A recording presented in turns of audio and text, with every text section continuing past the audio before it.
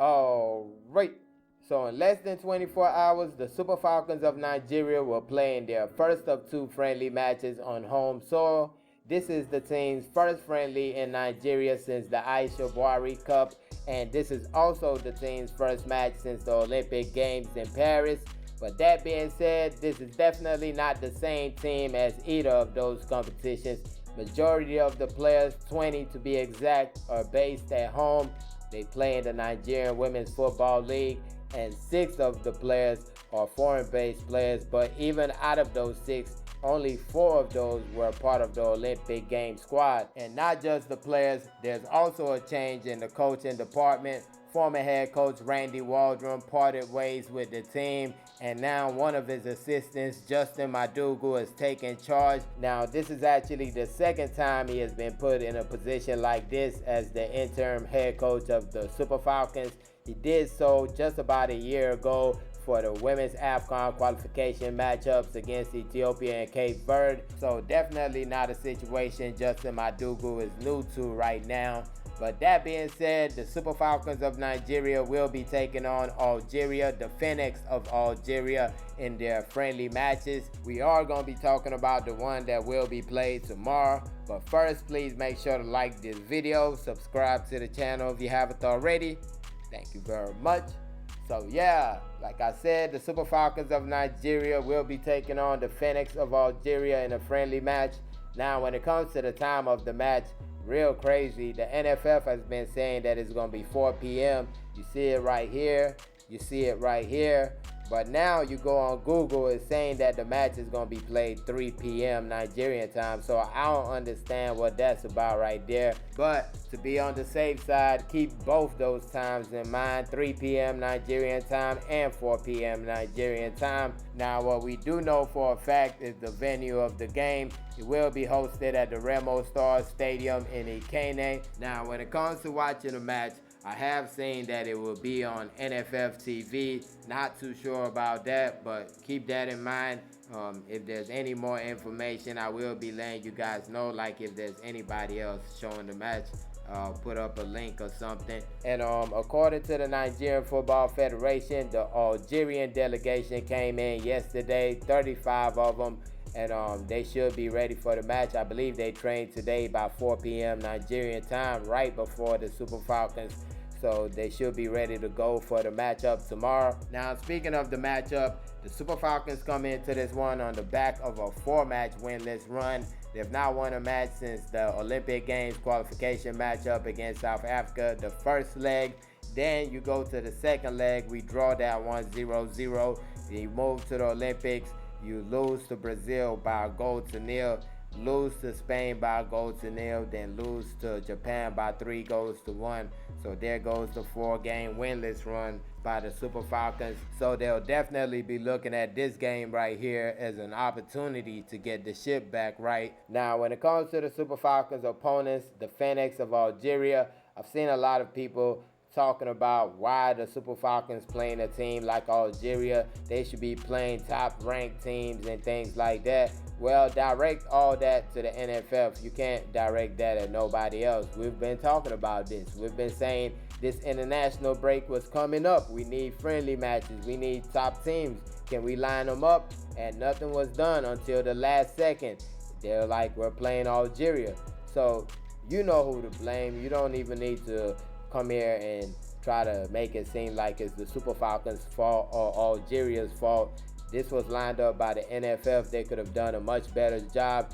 And you ask me, wow, how do you know that they could have done a much better job? Well, you look at South Africa, Federation in Africa. They're doing a much better job. They're playing England and Denmark in this break. Then you go to the next break, they've already lined up South Africa.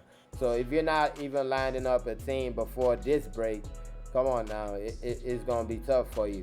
So that also lets you know a lot of teams have their friendlies already lined up. So you got to be serious when it comes to things like this. People are not waiting to the last moment to get a friendly match because they know that by then the good friendly matches, the good teams will already have their matchups. They'll already have their matches.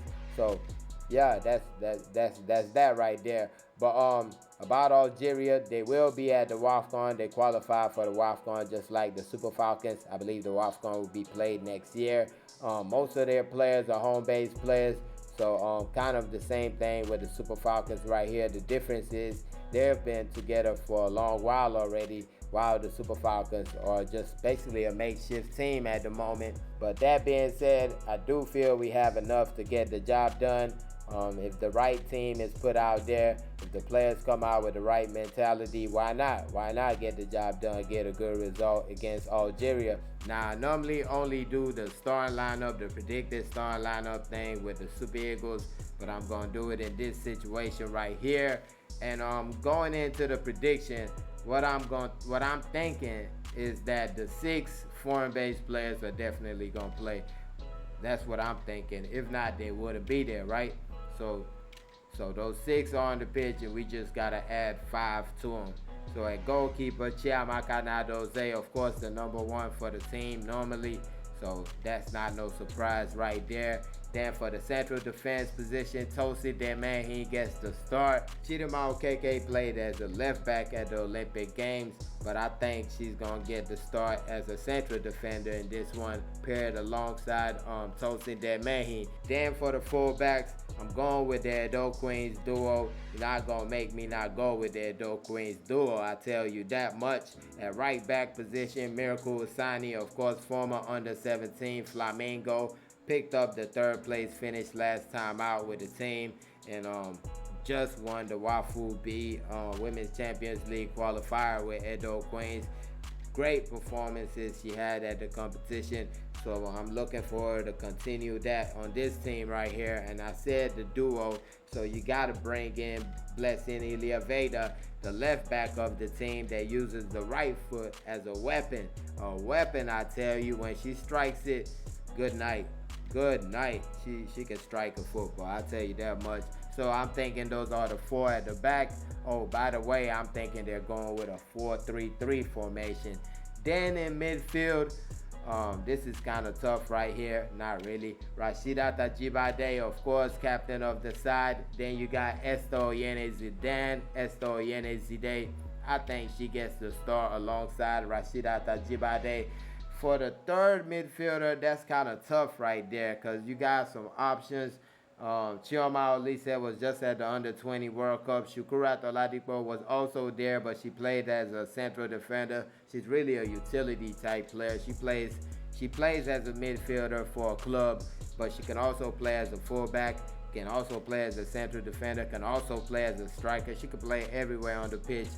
I think she's going to get the start in this game right here as a defensive midfielder, though. I think she's going to be playing between the central defenders and giving Rashida Tajibade and Esto Yenezide the ability to go forward and do some damage like that. Then with the forwards, Gift Monday, like I said, the foreign-based players I think will start. So Gift Monday, I definitely think Gift Monday will start this one. And here's a story.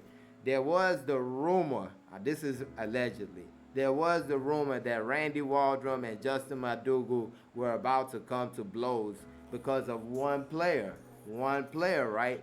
He wanted the player to, I guess the story goes, Justin Madugu wanted the player to sub in or wanted the player to get playing time at the competition. Randy Waldrum did not, and that led to a clash. This was what we heard during the women's AFCON, right? So we thinking, well, it might not be true, right? But Randy Waldrum, you go back to his interviews now, and this is not just me saying it. Every time he was talking about Nigerian coaches, the coaches that helped him out with the Super Falcons, he never one time mentioned Justin Madugu. He even mentioned the guy that just signed up during the World Cup and stayed with the team. He mentioned him, but he didn't mention Justin Madugu. So I'm thinking that might have been a situation. This is all allegedly, by the way. And that player, Gift Monday, allegedly. And what do you know? Justin Madugu gets the job as an interim head coach. Gift Monday in the team, surely. And I think she's going to start. I think she's a great player. And by the way, I think Justin Madugu was right. I was saying if I was there, I probably would have got into that same argument with Randy Waldrum. Because we saw what she did when she came off the bench in that competition. I feel like Randy Waldron really stalled Gift Monday. That's my opinion. I'm sticking to it. He stalled her. That's just the way it is. The way I feel about that. He did not give her any opportunities. He just was playing other players that were not performing as good as she was. It wasn't right, in my opinion, what Randy Waldron was doing with Gift Monday. And I think she's going to begin to start. And this is kind of the tough one here, because there's not too many players that you'll be sure like, okay, this player is going to get the start. But what I'm going to go, this is a prediction. Normally I like to do it what I think the coach is going to do, but here I'm just going to do what I would do. So what I would do, Gift Monday, you start in your club position. You play down the middle like you play for your club side. Goodness Osigwe, you get up on that left side, and on the right side, Falashade Ijamalusi of Edo Queens, the player who did so much at the Wafu competition. Goodness Osigwe, of course, was with the under-20s at the World Cup, had that assist in the final match against Japan, actually assisted the first and the final goals for the team in the competition. I think she's a great player. If not that, of course, Messi Omakwa, she was a leading goal scorer, not a leading goal scorer, Golden Boot winner in the NWSL a couple of seasons ago. So that's a player that could also get the nod. But I'm thinking Gift Monday, Goodness Osigwe, Falashade Jamilusi, and these are three players that they can just switch. They can move to any position they want. These three players, they're so good. So I'm thinking that's a great starting 11. Let me know what you think about that right there. Put it in the comment section. Put your starting lineup in the comment section. Also, your predictions for the game, put that in the comment section too. Please don't forget to like this video. Subscribe to the channel if you haven't already. Thank you for watching. Peace.